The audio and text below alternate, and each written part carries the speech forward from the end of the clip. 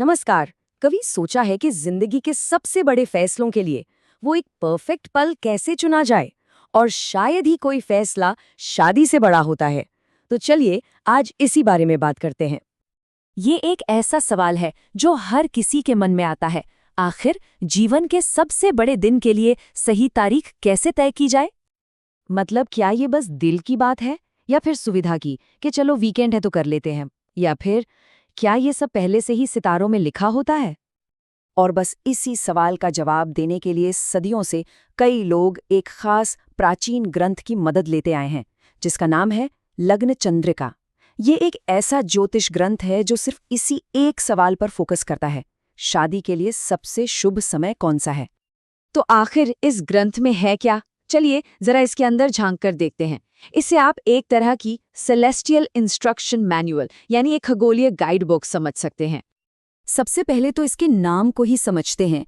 लग्न। ज्योतिष में लग्न का मतलब होता है वो राशि जो किसी खास समय पर पूरब में उग रही हो। पर शादी के मामले में इसका मतलब और भी गहरा है। ये उस नए जीवन की शुरुआत का प्रतीक है। और फिर आता है दूसरा शब्द, मुहूर्त। मुहूर्त मतलब समय का वो एक शुभ पल, वो गोल्डन मोमेंट जिसे ग्रहों और नक्षत्रों की चाल देखकर कैलकुलेट किया जाता है ताकि जो भी काम शुरू हो वो सफल हो। तो अब आप समझ गए होंगे, लग्न चंद्रिका इन दोनों को मिला देती है। ये एक ऐसी गाइड है जो शादी जैसे बड़े काम के लिए सबसे शुभ, सबसे शक्तिशाली मुहूर्त खोजने में मदद करती है। कह सकते हैं कि ये एक तरह की कॉस्मिक इवेंट प्लानिंग गाइड है। तो सवाल ये है कि ये शुभ मुहूर्त तय कैसे होता है?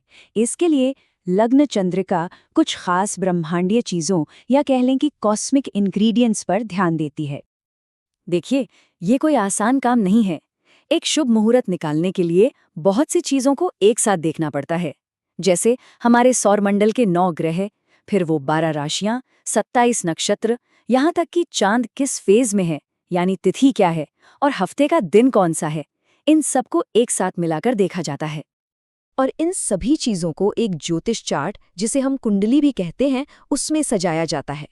ये चार्ट उस एक पल का एक यूनिक कॉस्मिक फिंगरप्रिंट बन जाता है, जो बताता है कि उस समय आसमान में कौन सी एनर्जी सबसे ज्यादा एक्टिव है। अच्छा, तो हमारे पास ये सारे कॉस्मिक इंग्रेडिएंट्स आ गए, पर अब लगन चंद्रिका इनका इस्तेमाल कैसे करती है? मतलब ये कैसे पता चलता है कि कोई समय शादी के लिए अच्छा है और कोई नहीं? देखिए, ये पूरा खेल एक तरह से बैलेंस का है। ग्रंथ ये बताता है कि कुछ ग्रहों की पोजीशन शादी के लिए बहुत अच्छी मानी जाती है, जैसे कि बृहस्पति, जिन्हें हम गुरु भी कहते हैं, वो ज्ञान और खुशहाली लाते हैं। अगर शादी के वक्त बृहस्पति की पोजीशन मजबूत हो, तो ये एक बहुत अच्छा संकेत है। वहीं दूसरी तरफ कुछ ग्रहों जैसे शनि या मंगल, इनकी कुछ खास जगहों पर मौजूदगी को अच्छा नहीं माना जाता। शनि को देरी और मुश्किलों से जोड़ा जाता है और मंगल को टकराव से।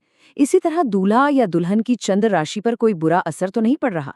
इन सब बातों का हिसाब किताब लगाकर ही सबसे अच्छा समय निकाला जाता है। इससे एक और तरीके से समझिए। मान लीजिए आप एक बहुत लंबी रोड ट्रिप पर निकल रहे हैं, तो आप क्या चाहेंगे? यही ना, कि सड़क खाली मिले, मौसम अच्छा हो, कहीं कोई जाम ना हो। बस मुहूर्त ज्योतिष भी यही करता है।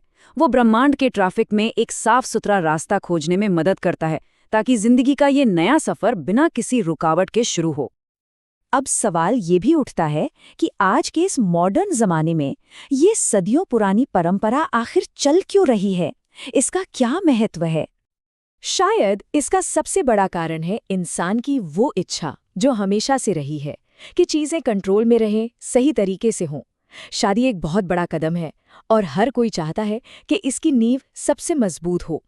लग्न चंद्रिका इसी इच्छा को एक विश्वास देती है, एक दिशा देती है।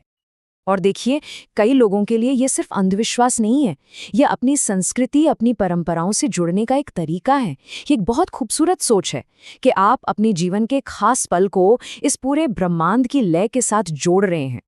तो आखिर में ये हमें एक बड़े सवाल पर लाकर खड़ा कर देता है।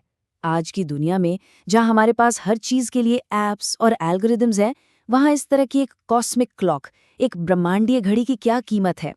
क्या वो हमें कुछ ऐसा बता सकती है जो हमारी टेक्नोलॉजी नहीं बता सकती? सोचने वाली बात है।